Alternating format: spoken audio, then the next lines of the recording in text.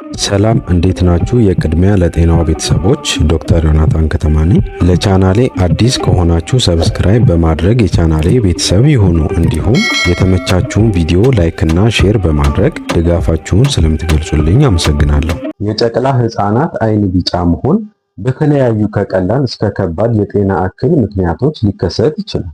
ነገር ግን የጨቅላ ህፃናት ቢጫ መሆን በዋነኝነት አሳሳቢ የሚሆነው ቢጫነቱ የተከሰተው በተወለዱ በመጀመሪያ 24 ሰዓቶች ከሆነ ቢጫነቱ ከተከሰተ ጀምሮ እስከ 2 ሳምንትና ከዛ በላይ ከቆየ ቢጫነቱ የተከሰተበት የሰውነት ክፍል ከፊትና ከአንገት አልፎ ከደረትም አልፎ እንዲሁም ከእምብርት አልፎ ወደ ታች ከወረደ ከቢጫነቱ ጋር ተያይዞ የካካ ነጭ መሆን ወይም ደግሞ የሽንት ጠቆር ማለት ከዚሁ ጋር በተያያዘ ተደጋጋሚ ማስመለስ የክብደት መጠን አለመጨመር የእንቅልፍ መዛባትና የመሳሰሉት ምልክቶች ካሉ ነው ማለት ነው። ስለዚህ ወላጆች እነዚህ የጠቀስኳቸውን አሳሳቢ ምልክቶች በልጃችሁ ላይ ካስተዋላችሁ በጊዜ ወደ ጤና ተቋም በመሄድ እንደ አስፈላጊነቱ የደምና እንዲሁም የሆድ አልትራሳውንድ ምርመራ ልጆ እንዲያደርግ በማድረግ የቢጫነቱ መንስኤ ምን እንደሆነ በትክክል ማወቅና በጊዜ ሕክምናውን እንዲያገኝ ማድረግ ያስፈልጋቸዋል።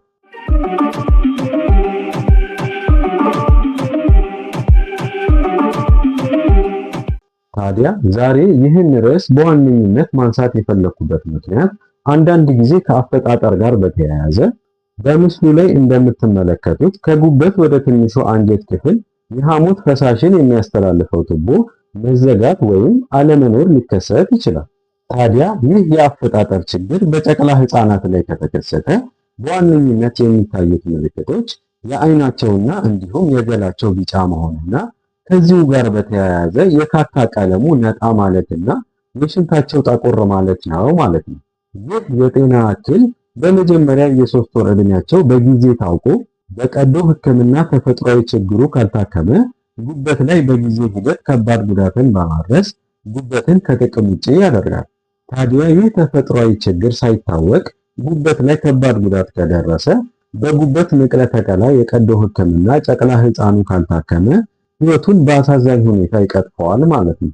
ስለዚህ ለወላጆች የምመክረው በተለምዶ አባባል የጨቅላ ህፃናት ቢጫ መሆን በፀሐይ ብርሃን መሞቅ ብቻ በጊዜ ሂደት በራሱ እየጠፋ ይሄዳል ብላችሁ እንዳትዘናጉና ጥንቃቄ እንድታደርጉ ነው። እንዲሁም ከላይ የጠቀስኳቸውን ዋነኛ አሳሳቢ ምልክቶች ልጃችሁ ላይ ካስተዋላችሁ በጊዜ ልጃችሁን ወደ ጤና ተቋም በመሄድ አስፈላጊውን ምርመራና ተገቢውን ሕክምና በጊዜ እንዲያገኝ ማድረግ ያስፈልጋችኋል ማለት ነው።